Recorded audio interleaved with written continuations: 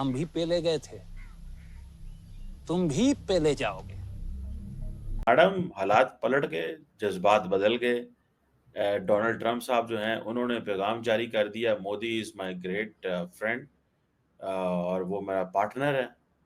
तो मैडम, वो जो इतना कुछ अभी 2-3 महीने में हुआ, उसमें क्या देखती हैं? क्या भारत और अमेरिका के ताल्लुकात में तब्दीली आ गई है? क्योंकि अब इंडिया को अमेरिका की ज़रूरत नहीं है, लेकिन अब मुझे लगता है कि अमेरिका को इंडिया की कहीं ना कहीं ज़रूरत है। जिस इंडिया शुरू से उसकी पॉलिसी रही है कि रशिया चाइना, खासतौर से रशिया को लेके एक फाइन बैलेंसिंग एक्ट की कि हम एक तरफ रशिया को भी से भी अच्छे संबंध रखेंगे और दूसरी तरफ अमेरिका से भी, अरबों के साथ भी और इजराइल के साथ भी और ईरान के साथ भी।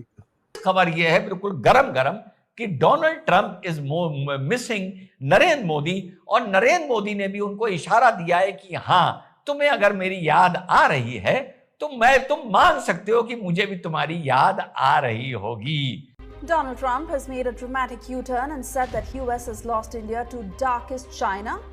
In fact, he's now changed that statement as he's reaffirmed US-India mounting tensions over tariffs. A surprising thaw in India-US relations has emerged as President Trump called the partnership with India very special and assured that he and Prime Minister Modi will always be friends. कि दही पुरानी हो गई है तो कढ़ी खट्टी बना लो, हम तो रूस से तेल खरीदेंगे, टैरिफ के अपने बत्ती बना लो। मतलब इन सारे पॉइंट्स को अगर आप ध्यान से देखें तो इन्हीं सब की वजह से दोनों देशों के बीच पब्लिक नैरेटिव थोड़ा सा हल्का पड़ गया, हिल सा गया, और रिलेशनशिप एक इकोनॉमिक कॉन्फ्लिक्ट स्टेज पर आकर टिक गया। यानी मोटा माटी ये वो डिफाइनिंग एपिसोड्स थे जिसने एक बड़े ब्रोमांस को स्लो डिसइंटीग्रेशन के रास्ते पर भेजा। इसी वजह से भारत की रशिया से नजदीकी और बढ़ गई, और गलवान मामले के बाद पहली बार बीजिंग भी हमारे साथ खड़ा हुआ दिखाई दिया। मतलब मोदी जी ने एससीओ अटेंड करी, जिसके बाद ट्रंप ने ट्रुथ सोशल पर यह लिखा कि लगता है हमने इंडिया और रशिया को चीन के हाथों गवा दिया।